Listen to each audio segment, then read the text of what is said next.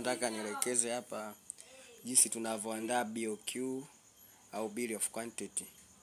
So bill of quantity ni kwa Kiswahili fasaha tunasema ni zile gharama za ujenzi. Aidha toka ujenzi unaanza mpaka unafikia hitimisho, tunakabidhisha funguo yako ya jengo. Sasa kuna vitu ambavyo huwa tunaviandaa kwenye BOQ. Ukiangalia hapa tuna hii Excel. Tunafanya calculation zetu kwenye Excel.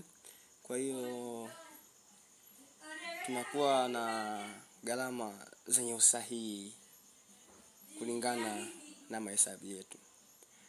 Ukiangalia kimfano hapa tunaanza page namba 1, tuna hizo calculation za foundation 2. So unakuta foundation, tofali za msingi, hizo tofali za msingi, kuna ile blinding, zege lile tunalomwaga chini kabla ya kujenga tofali.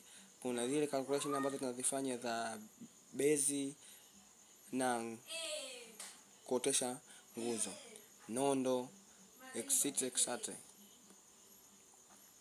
So kuna vitu vingi vya muhimu vya kuvijua. Unakuta hapa kwa mfano hii na page ngapi?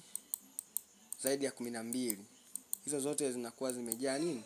Calculation. Kuna calculation za milango, madirisha, rangi, everything in construction hapa vinapatikanika vingi sana. Kwa hiyo nakaribisha.